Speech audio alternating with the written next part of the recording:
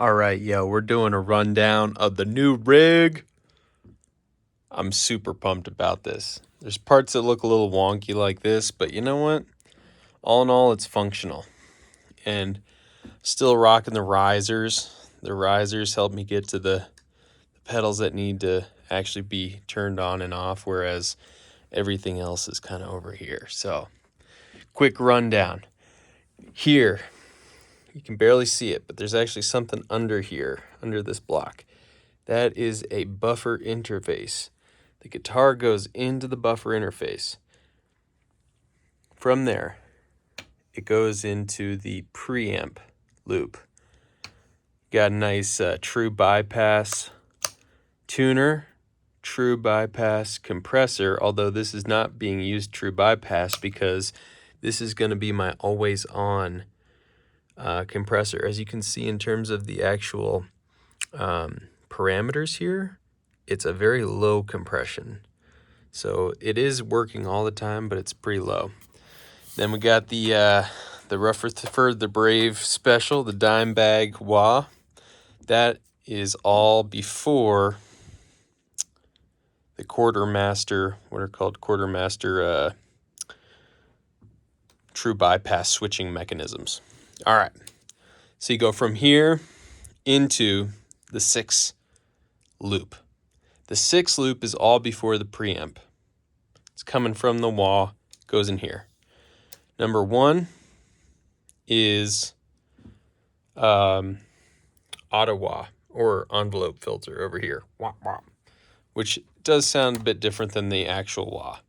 This is a high sustain compressor.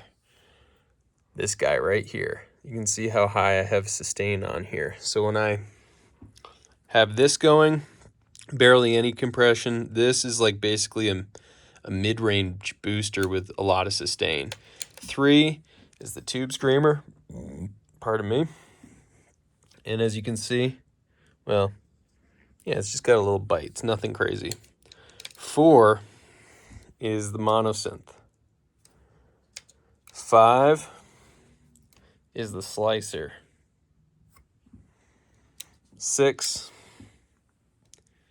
is the Strymon Lex, which I will use my foot to turn on from fast to slow, but is always on in terms of bypass. You'll notice that the actual effects that I'm manipulating, like this guy in terms of the fast, slow, and then this guy is not in the effects loop at all, as well as my reverb.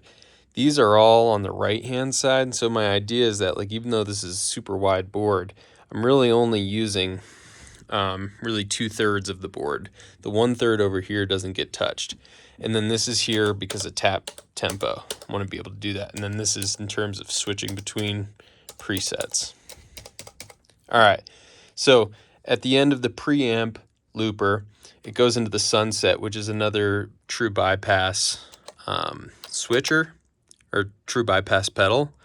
And so I feel like it's a good one to have at the end because it's not going to color the tone or anything, even if it's off. And it's a super high-end pedal. So here's where I got like actual like distortion. It's time to like rip.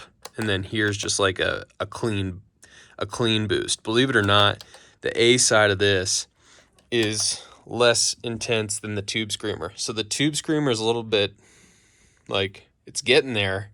It's nowhere near the distortion on the B side over here. But anywho, from the sunset, it then goes into the buffer interface. And what it's doing is bringing it back before the buffer interface sends out to the volume pedal. The volume pedal is in basically a loop of itself. And it's a high-level buffer sending it here because this is a passive volume pedal. So you want to really send it so that the signal's super strong coming to the volume pedal, no loss of signal. All right, from the volume pedal, it goes back into the interface. And then the interface sends it, the buffer interface that is, into the 4-loop switcher here. Now you'll notice that unlike over here, where all of these are blue,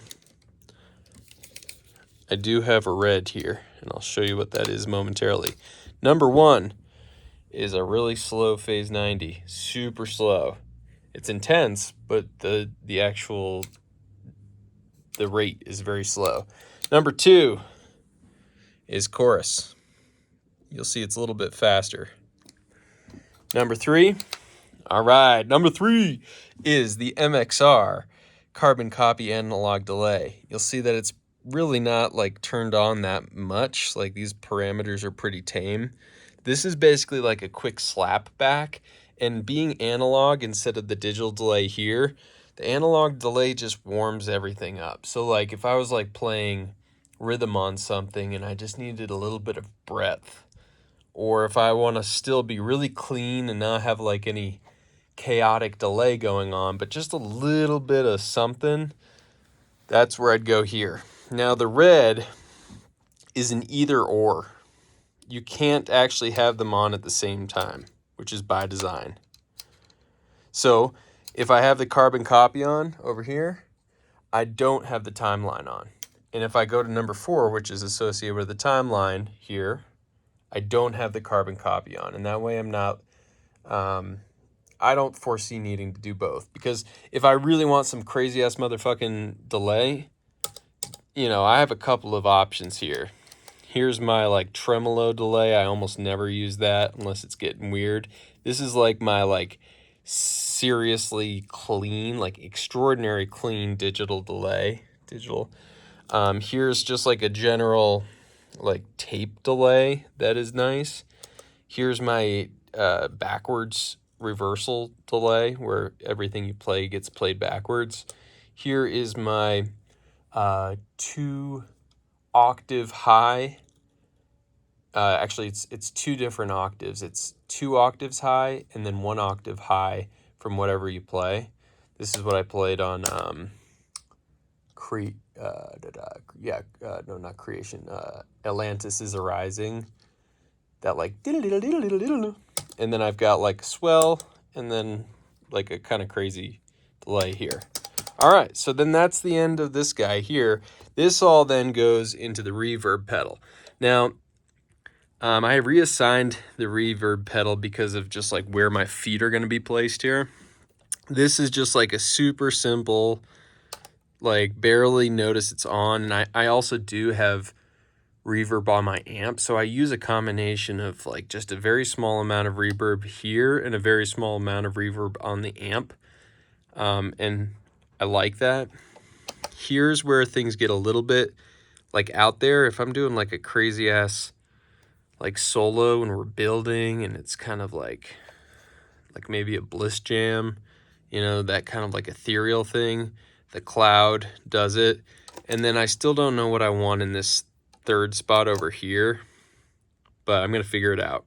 Right now it's like a crazy reverb, but I'm gonna figure it out. Anyways, this then goes back into the buffer interface, and that's it.